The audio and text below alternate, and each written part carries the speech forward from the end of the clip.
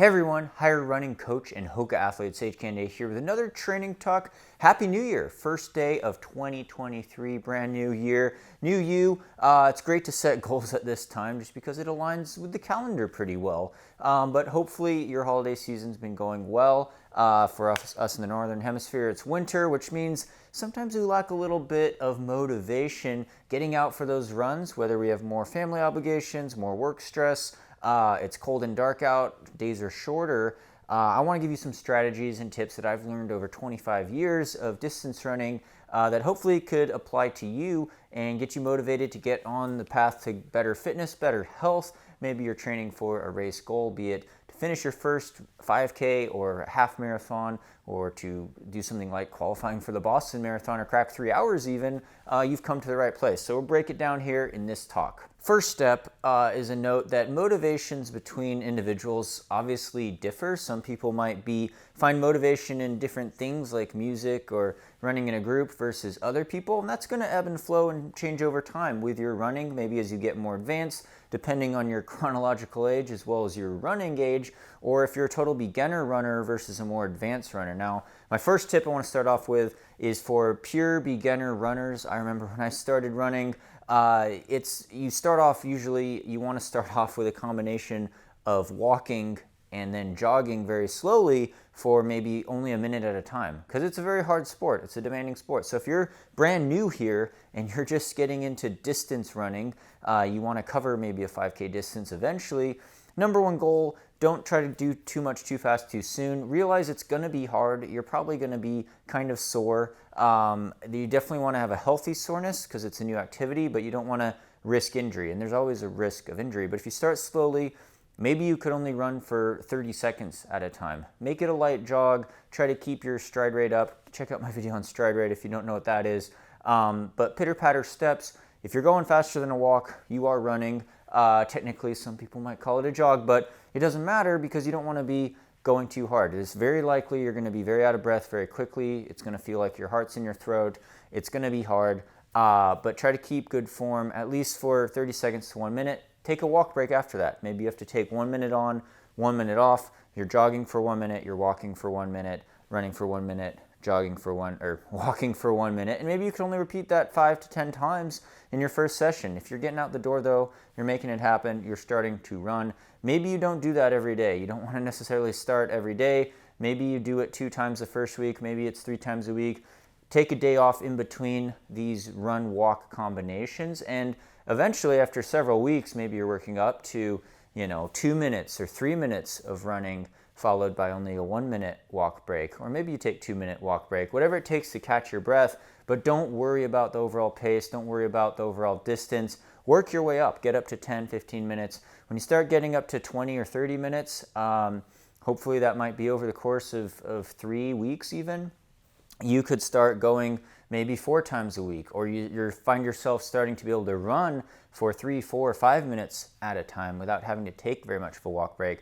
Then you've really progressed and you've started doing what we call building our aerobic base. Check out our plans. We have some free downloads on our website, higherrunning.com, that you could download. The Couch to 5K plan is on there, as well as when you get up to the level of running 30 minutes to maybe even 40 minutes at a time, the aerobic base building plan, it's a free download. You can check that out on the website to help with this stamina and endurance and not being so out of breath when you're running. But that's a real key for beginners, is motivating you to get out the door. It's okay to walk, take walk breaks, keep the pace as easy as you can so that you're not hyperventilating, or at least feeling like that, so you could actually hold good form and try to not get injured. You don't want to force anything with the shin splints or any sort of severe pain that you might be feeling that's going to alter your form or lead to more serious injuries. So try to keep your health in check, but realize having some soreness, some muscle aches and pains is kind of normal when you're starting off.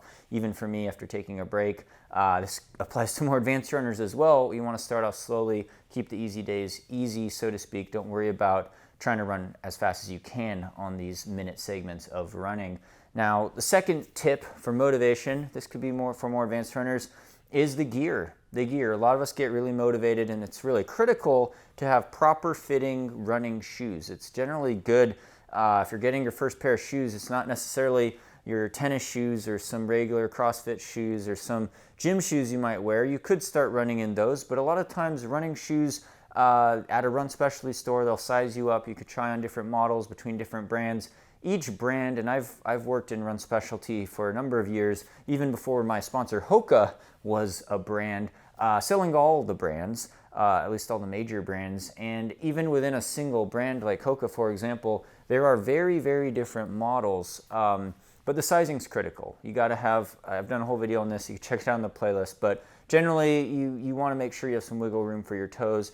And the people at run specialty stores are usually really good at evaluating your arch shape, your foot shape, how you move. They might watch you, how you walk, or how you run even on a treadmill in the store or in the parking lot. And you could test out some pairs before you make that commitment, because a lot of times they are a little bit more expensive than the cheapest CrossFit shoes that you could find that maybe aren't as cushioned or as supportive, or might not work as well with your particular stride. So gear is an important one. More advanced runners, gear could be something as expensive as an investment like a treadmill.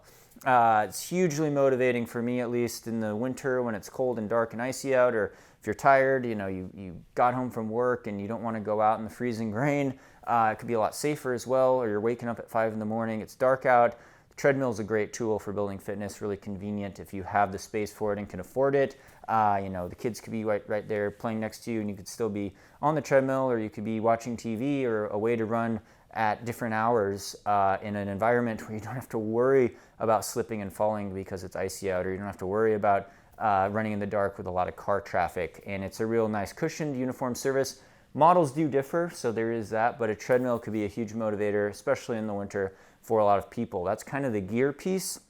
More advanced topics for more advanced runners usually, but also this applies to you beginner runners as well, and ultra runners or 5K runners or marathon runners alike, is the idea of having a structure to your plan. So as you get more advanced, usually you want to sign up for a race. That's one motivator in itself, just committing to that. And generally you sign up for a race, you want to commit to something that's at least several weeks out, if not several months out. And if it's a long distance race like a half marathon or marathon, you're usually looking at a good 12, 16, 20 week type of training plan, if not 24 weeks.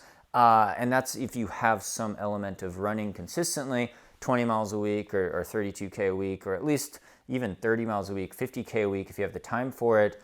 You're getting into very structured training, so to speak, and maybe you purchase one of our higher running training plans. We do have training plans for any service, any distance, but that structure could be very motivating because then each day changes slightly. Even our weeks aren't even the same. We don't always do a long run on the weekend, for example. We might have a medium long run one weekend, we might have a super long run the next weekend, but it kind of ebbs and flows. There's days off, there's shorter mileage days, there might be some speed sessions and higher intensity days as well, more on that later. So the training plans, the goals of having a race could be really motivating. Sometimes people get a little anxiety over it, but it's a great way to break down your calendar and to set benchmarks that you want to hit and see progression, especially in these workouts, these formal structure workouts where you're seeing your pace increase and the effort's staying the same. So you're improving your aerobic fitness usually first, and you see some benefits of that as well as some faster paced running. Another motivational goal is I found helped me over the years is join a group.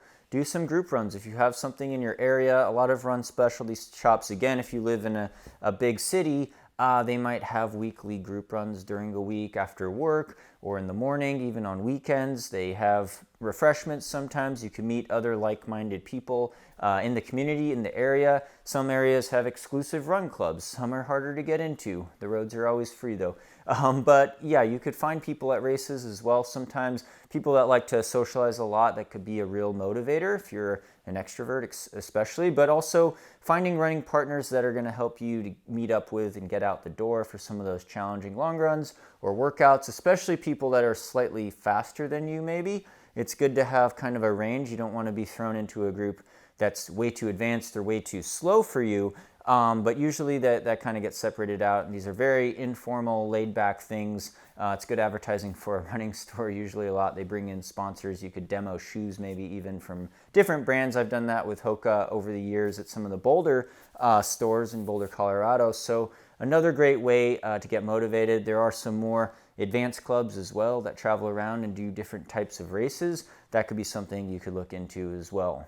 And then again, for the more advanced runners, you get more invested in the sport, maybe financially, is the gear piece. We talked about treadmills earlier, but getting shiny new gear could definitely help. If you're doing longer races like marathons, ultra marathons, a lot of times you're getting hydration gear, you're getting running belts, maybe you've got some lights. Ultra running, especially trail running, you have running vests a lot of times that carry your hydration packs with you. You want to carry camera gear or your phone at least. There's some music to listen to, as well as all your food and drink, as well as things like expensive rain jackets for shedding the gear, warm base layers.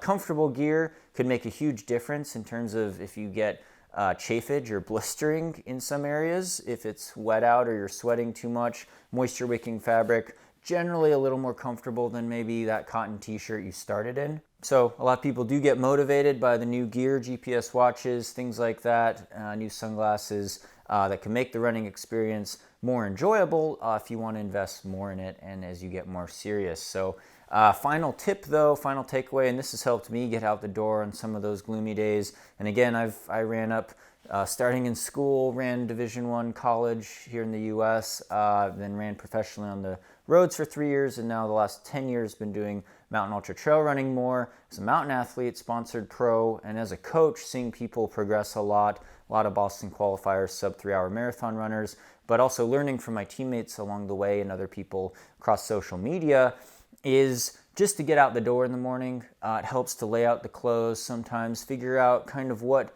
clothes you might want to wear depending on the weather conditions, looking at not just the temperature, but also the humidity and the wind direction, and if it's precipitating or not. Snow and rain can make a huge difference, but realize when you're dressed up, if you're just starting out a run, if you're a little on the cold side, that's usually perfect, because once you start running, after about 10 or 15 minutes, you will develop the body heat and maybe get too hot. So it's a fine line. You learn it through experience, but the new gear, laying it out in the morning, planning ahead, if you have an early morning start, really could help motivate you to get out the door. You don't have to think too much. Just put on the clothes, maybe do your mobility stretches and go out and run.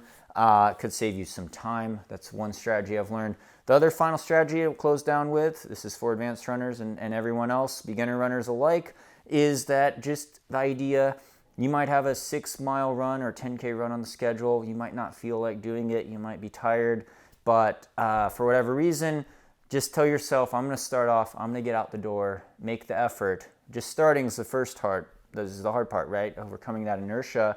But just say, I'm going to go 10 minutes and I'm going to see how I feel after 10 minutes. If you feel totally horrible, maybe you're getting sick or there's some sort of injury coming on, you could definitely call it. But you get out, you do 10 minutes. Usually a lot of times, if you make that effort, that first 10 minutes, if you just get through that, get out the door, you could find that maybe you'll feel a lot better as you get into the run and that you could complete your distance. So that's kind of the final tip, takeaway for running motivation. Talked about, again, check out my playlist, done extensive training talks on this channel.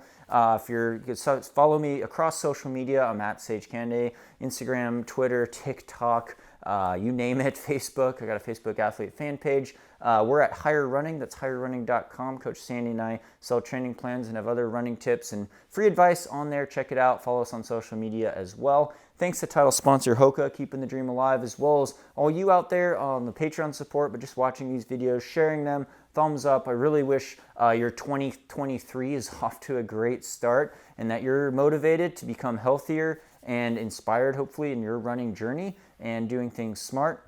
But yeah, I really appreciate all the support over the years, doing these videos on YouTube for over 12 years now. So thank you from the bottom of my heart. Hope you're doing well, and stay tuned for more VO2 Max Productions.